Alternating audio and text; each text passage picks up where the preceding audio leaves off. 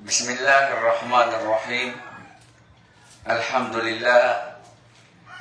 Alhamdulillahi hamdan kathiran mubarakan fi kama yuhibbu wa yardahu.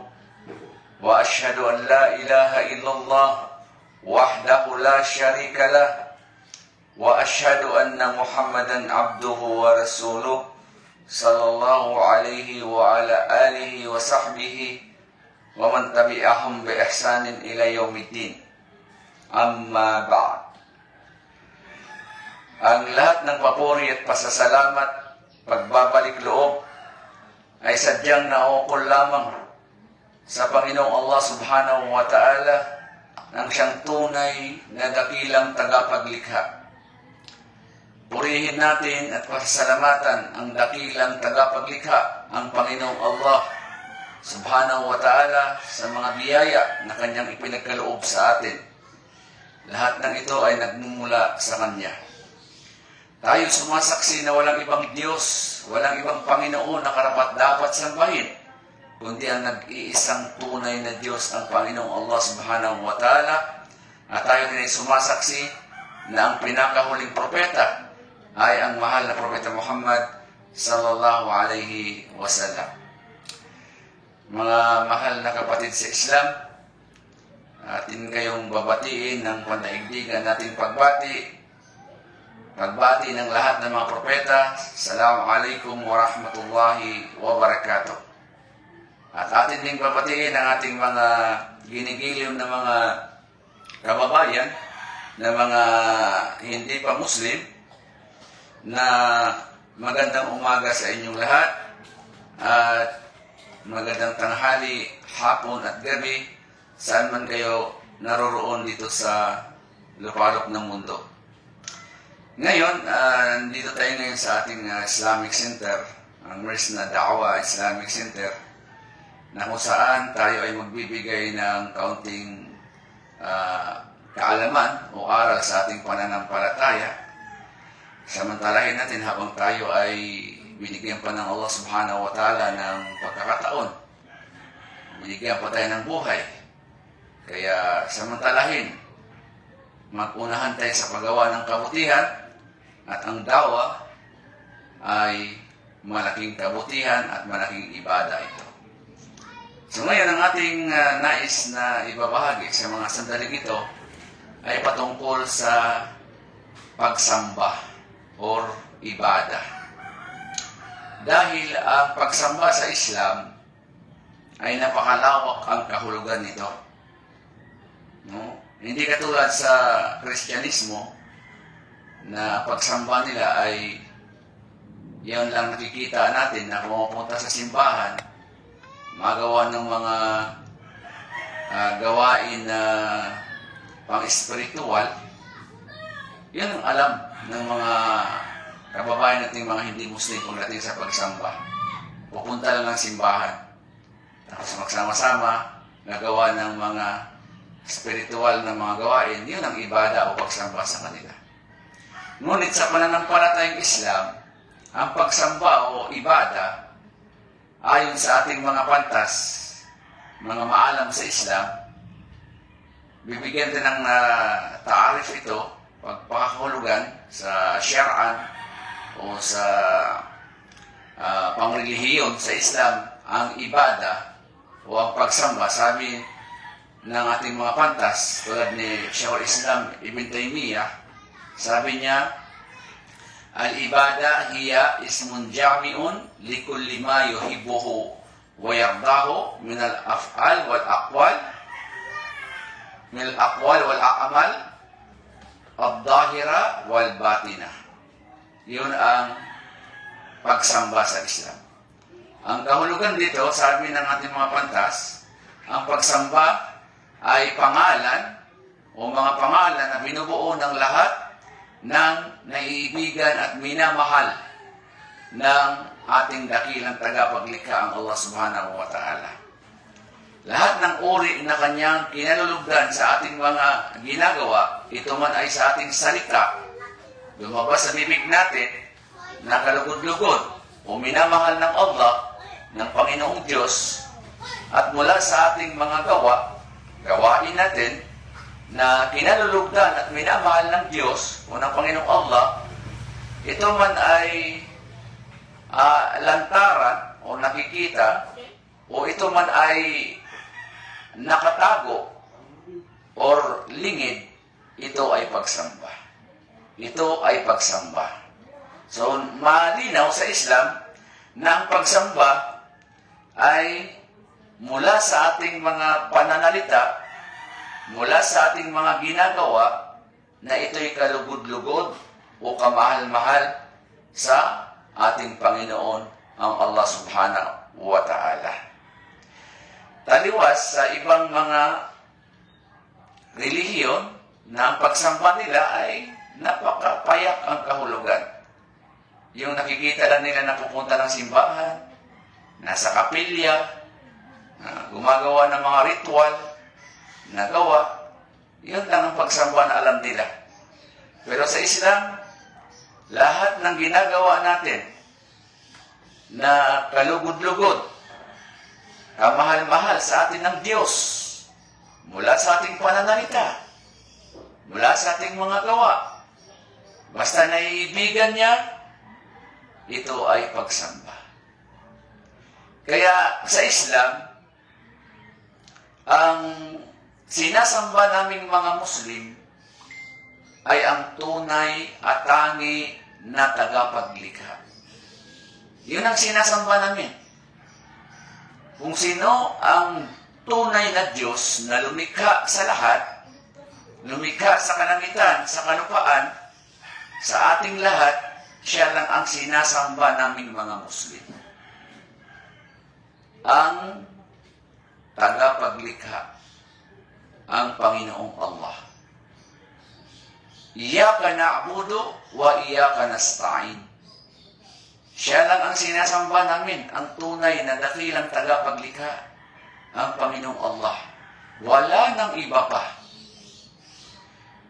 Dahil karapatan ng ating dakilang tagapaglikha na ibalik natin sa Kanya ang ating pagsamba. Kaya dito sa pananampalatayang Islam, pagdating sa pagsamba, napakalinis, napakadalisay ang aming mga pagsamba. Dahil nakatuon lang sa dakilang tagapaglikha na lumikha sa ating lahat. Wa iyaka nasta'in.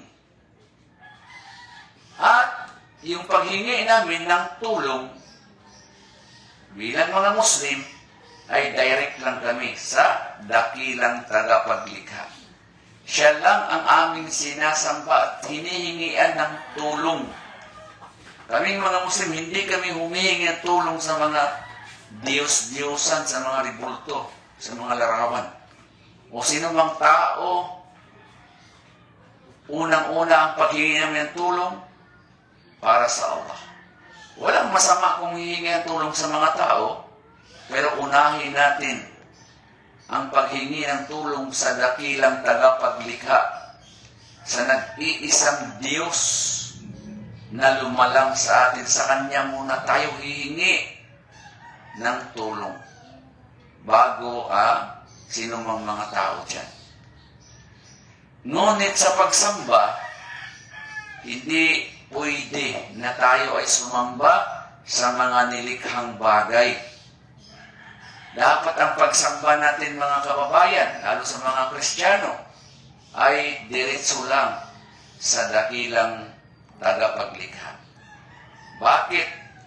Dahil nilikha tayo ng Diyos, ng Panginoong Allah, para sambahin natin siya. Nilikha tayo ng Panginoon, mga kababayan. Ano ang sabi ng Diyos, ang Panginoong Allah, sa banal na Quran? وَمَا خَلَقْتُ الْجِنَّ وَالْإِنسَ إِلَّا لِيَعْبُدُونَ. Sabi ng dakilang tagapaglikha, ang Panginoong Allah, at hindi ko nilikha ang mga inkanto. Yung mga inkanto na hindi natin nakikita, nilikha din sila ng Panginoong Allah. At hindi ko nilikha ang mga tao, tayong mga tao, illa liya'budun. Maliban lang ang purpose, sambahin natin ang Allah. Illa yuwahidun. Nilikha tayo para sambahin ang Allah na siya lang ang tunay at tangi na nag-iisang Diyos. Wala nang iba pa. So yun, mga mahal na kababayan, dito sa Islam, ang pagsamba ay kailangan malinis, dalisay, walang pagtatambal sa kanino man. Kailangan ang pagsamba natin, direct lang tayo sa dakilang tagapaglikha. Sa nag-iisang Diyos lamang tayo sasamba, wala nang iba pa. Wa'budallah wala tusriku bihi syai'ah. Sambahin natin ang dakilang manlilikha, ang Allah. Huwag na huwag tayong sumamba sa mga Diyos-Diyosan. Huwag tayong sumamba sa propeta, katulad ni Jesucristo.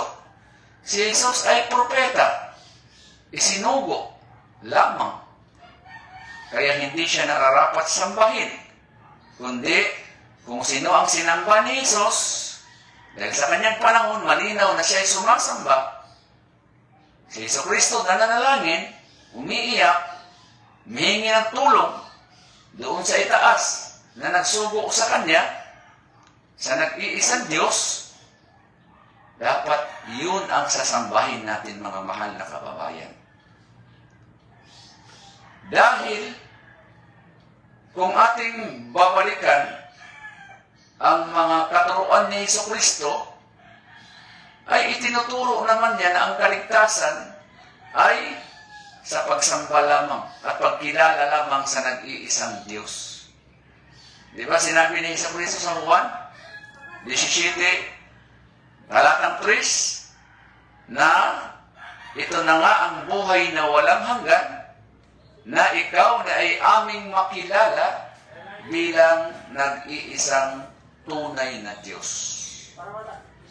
So kapag nakilala natin at sinamba natin ang tunay na Diyos, ang tagapaglikha, ang Panginoong Allah, ay pagkakalooban tayo ng buhay na walang hanggan. Yun po, mga kababayan. At sa pagsamba, ang kagandahan ng Islam, ang pananampalatayang Islam, kapag dating sa ibada o pagsamba, ay hindi tayo pwedeng mag-imbento ng mga pagsamba. Kailangan yung pagsamba natin, meron tayong adila, meron tayong mga katibayan. Na ang pagsamba ito ay may dalawang kondisyon. Ano ang una? Kailangan ikhlas. Anong ikhlas? Ito ay dalisay na ating ginagawa ang pagsamba ng ating layunin ay para lamang sa kaluguran, kasiyahan ng ating dakilang tagapaglikha.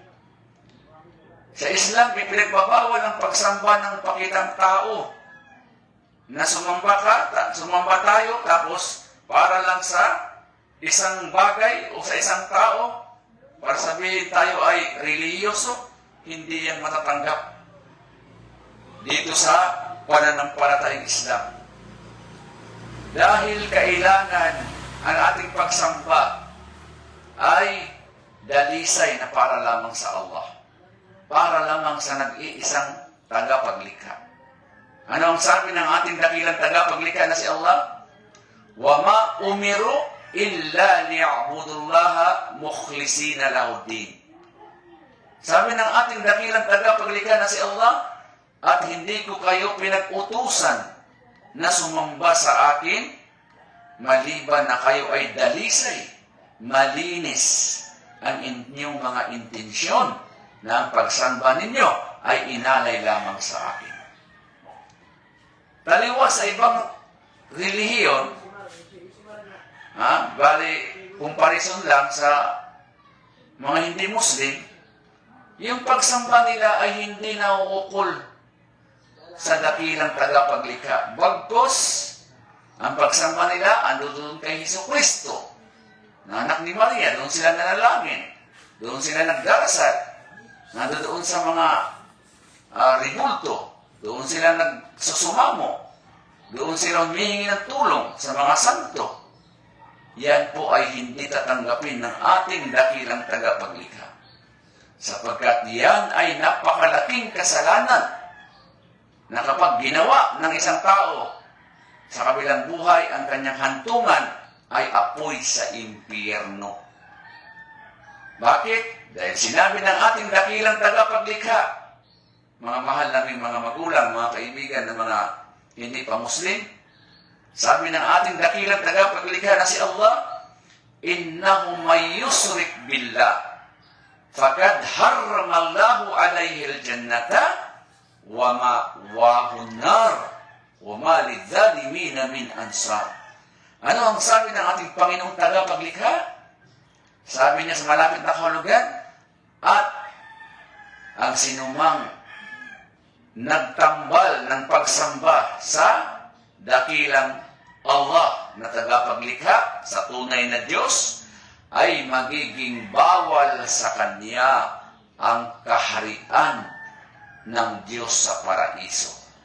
Bawal ang paraiso sa sinumang taong namatay na meron siyang sinasambang iba at meron siyang itinatambal sa pagsamba sa dakilang tagapaglikha.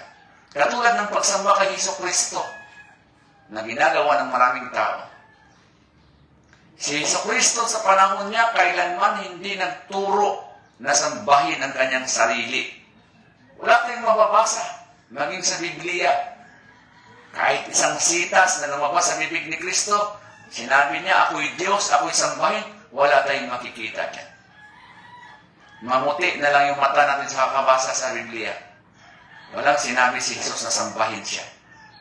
Bagkus ang Pangulong Kautusan ni Jesucristo ay sambahin lang natin ang buhay na walang hanggan, ang kilalanin lamang natin ang tunay na Diyos na nagsugo sa Kanya.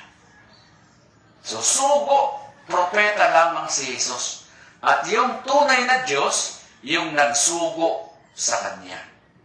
Kaya dito sa Islam, mga kagandahan dito mga magulang, mga kaibigan, ng mga Kristiyano, dito sa Islam, bakit maraming nagmumuslim na mga Kristiyano? Katulad ng mga pastor, mayroon pang obispo, mayroon pang pari, may mga ministro, pastor, nagmuslim. Dahil dito sa Islam, dito natin makikita ang wagas, dalisay, napakalinis na pagsamba, na kung saan ang pagsamba sa Islam, direct lang tayo sa nag-iisang tagapaglikha sa Panginoong Allah. Kaya ito yung kagandahan ng Islam na wala sa ibang relihiyon. Kasi sa ibang relihiyon, pagdating sa pagsamba, hindi mo alam kung kanino mapupunta ang pagsamba. Bakit? Magdasal ka sa ama. Paano yung anak? So, kailangan mo yung magdasal sa anak. Kasi baka magsilos yung anak. O, meron pang espiritu. O, kailangan mo yung magdasal sa espiritu. Tatlo kasi yun eh. Tatlong Diyos. Magkaibang persona. Kaibang katangian. So, hindi natin batid kung kanino mapupunta ang pagsamba natin. Plus, yung mga rebulto pa. Yung mga larawan na doon lumuluhod. Doon umiiyak, humihingi ng tulong, humihingi ng gabay, humihingi ng anak, humihingi ng mga pagkain. Pag may sakit, pupunas-punas, ipapahid sa katawan niyang may karamdaman. Kanino ka nagdarasal? Kanino? Wala. Napakarami. Hindi katulad sa Islam, pag nagdarasal, direct lang. Iisang Diyos lang. Al-Khaliqu li hadhihi al-ashya' wa al-mustahiqu lil-ibada. Kung sino ang tunay na Diyos na lumikha sa atin, sa kalangitan, sa kalupaan, sa kabundukan, sa karagatan, sino nagpapakain sa atin, yun lang sasambahin natin. Yun ang turo ng Islam. Nakakalungkot, no? Sa kabila ng katotohanan, marami pa rin tayong mga kababayan na kanilang pinapairal ang emosyon, ang damdamin. Kaya sa pagsamba mga magulang, mga kaibigan, kailangan na ito ay para lamang sa nag-iisang Diyos. Walang halong pagtatambal, walang halong pakitang tao, walang halong pagpaparinig. Kailangan ng pagsamba, direct lang tayo sa nag-iisang Diyos na lumalang sa ating lahat. Dahil ito ang purpose ng ating buhay. وَمَا خَلَقْتُ الْجِنَّ وَالْإِنسَ إِلَّا لِيَعْبُدُونَ. Hindi tayo nilikha ng Diyos, ng Panginoon na tagapaglikha na si Allah para mag-asawa, magparami. Hindi tayo nilikha para sumamba sa mga ribulto. Nilikha tayo ng Allah, إِلَّا لِيَعْبُدُونَ. Para sambahin lang natin ang nag-iisang Diyos na ating tagapaglikha, إِلَّا يُوَاهِدُونَ. Para siya lamang ang sasambahin natin at wala ng iba pa. Ngayon, pangalawang kondisyon ng pagsamba para maunawaan ng ating mga kababayan ay kailangan na aayon ng ating pagsamba kung papaano sumamba ang mga propeta.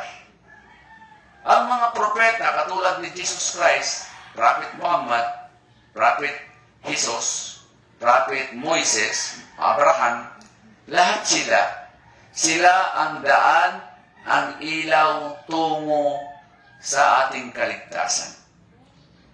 Meaning, kung paano sumamba ang mga propeta, dapat ganun din ang ating pagsamba. Huwag tayong magbago.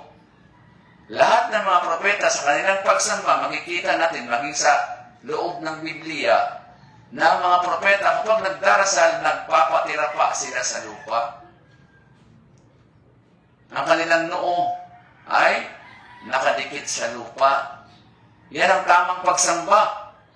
Hindi katulad ngayon, makikita natin, nag-claim sila na sila daw ay relihiyoso, makadiyos. Pero ang pagsamba nila salungat sa pamamaraan ng pagsamba ng mga propeta. Kasi sila, may ilan sa mga nagdarasal, kumakanta sila, maawit sila. Yung iba naman ay sumasayaw, gumagamit ng mga instrumento. Yung iba naman ay umiindak, umiiyak, gumugulong, pumapadyak, tumatalon, sumisigaw. Ang iba naman parang nagko-concert, gumagamit ng napakalakas na mga kagamitan, instrumento. Hindi naman ganyan ang mga propeta pag nagdarasal eh. Lahat sila isang pamamaraan. Si Moises, kasama si Aaron, yumukod at nagpatira pa sa lupa. Nasa Old Testament yan. Si Abraham sa Genesis, nakipagtipan siya sa Diyos, nagpatira pa sa lupa. Si Jesus Christ, ang mahal nating propeta, paano magdasal? Nagpapatira pa sa lupa, doon sa bundok ng Getsemani. Pero sa panahon ngayon, sino ang sumusunod sa mga propeta? Tanging ang mga Muslim lamang. Dito naman sa Islam natin matatagpuan ang pamamaraan ng pagdarasal ng mga propeta. At meron pa mga tao kapag nagdarasal, doon na nagdarasal sa mga santo, sa mga imahin. Wala namang imahin si Kristo sa panahon niya. Hindi siya nagribulto, hindi siya nagsanto, imahin. Wala siyang ganun. Si Kristo kapag nagdarasal, sabi niya, O Panginoon namin na nasa langit, sambahin ang ngalan mo, mapasa amin ang kaharian mo, sundin ang kalooban mo. Pagsunod sa kalooban ang turo ni Jesus. Kung ating i-Arabic ito ay Islam. Kasi ang Islam, pagsunod sa kalooban sa Diyos. Sa mga tuwid, Islam ang turo ni Jesus.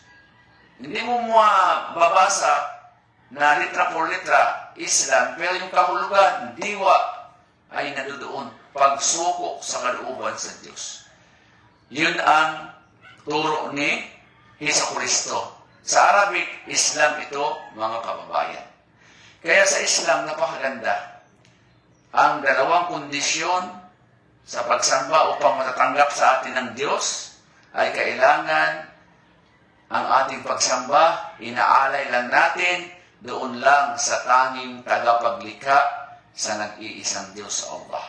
Walang ribulto, walang larawan, walang santo, walang pagsamba sa propeta, walang pagsamba sa anghel, sa espiritu, lahat yan iwaksi lahat yan.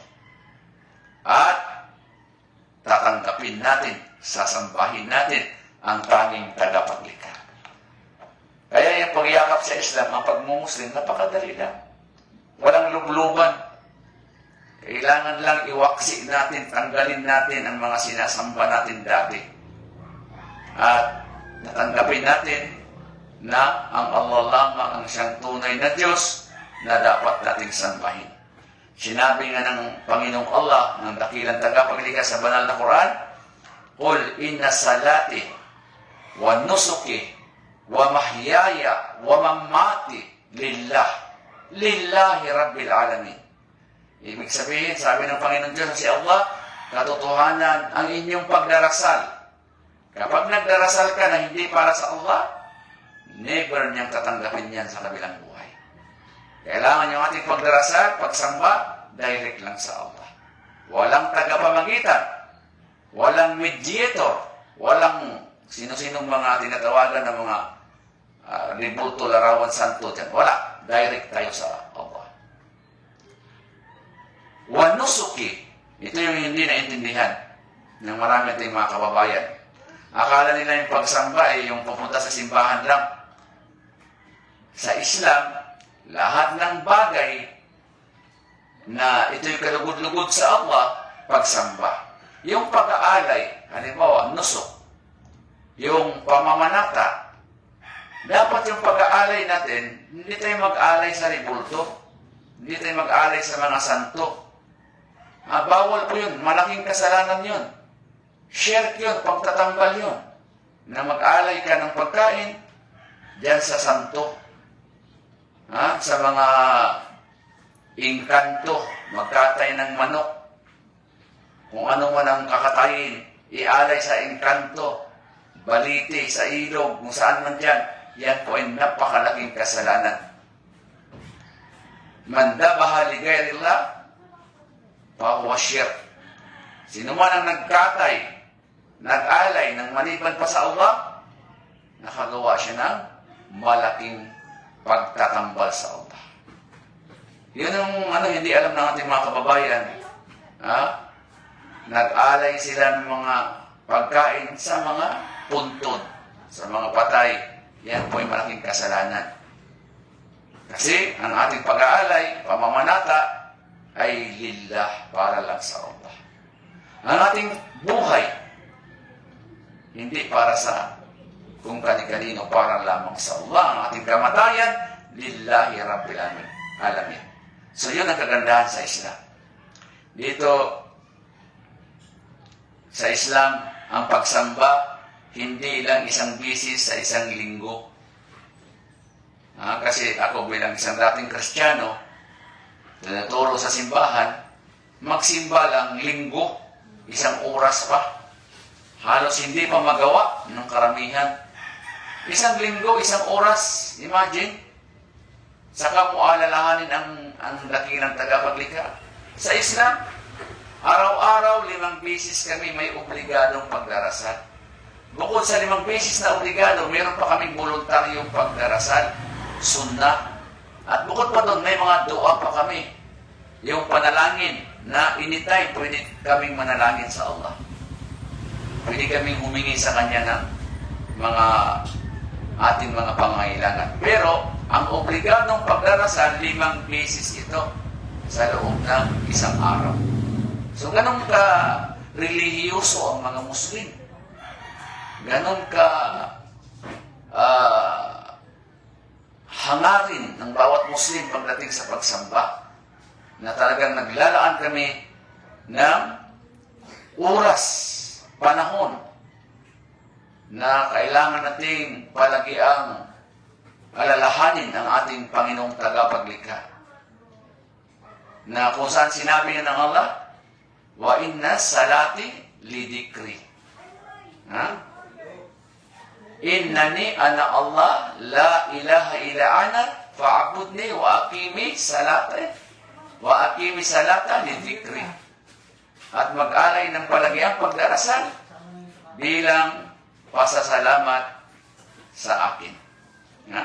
Sa Islam, napakaganda pagsamba nito. Ang pagsamba, walang ribulto, walang larawan, walang santo, walang trinidad, hindi sinasamba si Jesus, walang imahe, kundi ang pagsamba ay para lamang sa Allah, sa ating dakilang tagapaglikha. So hanggang dito na lang mga kababayan, at alhamdulillah nakapagbigay tayo sa inyo ng mga kaalaman hinggil po sa Islam. Nawa loobin nawa ng Allah na sa pamamagitan nito ay makarating sa ating mga mahal na mga kababayan, na mga Kristiyano, ang aral ng Islam.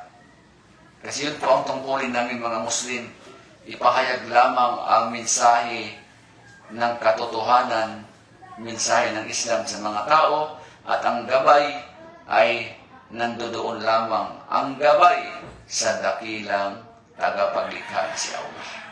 Sino man ang nanaising gabayan ng Allah, bubuksan ng Allah ang dibdib, ang puso ng bawat isa. Man yurilahu ay yahdiyahu yasra sadrahu lil Islam. Sabi ng Panginoong Allah, sino man ang nanaisin ng Allah na bibigyan ng kabutihan, bibigyan ng gabay, bibigyan ng paraiso sa kabilang buhay, bubuksan ng Allah ang kanyang dibdib upang tanggapin at unawain ang pananampalatayang Islam. Ilahuna, hanggang dito na lamang. Subhanakallahumma bihamdik, asyhadu an la ilaha illa anta, nastaghfiruka wa atubu ilaik. Assalamu alaikum warahmatullahi wabarakatuh.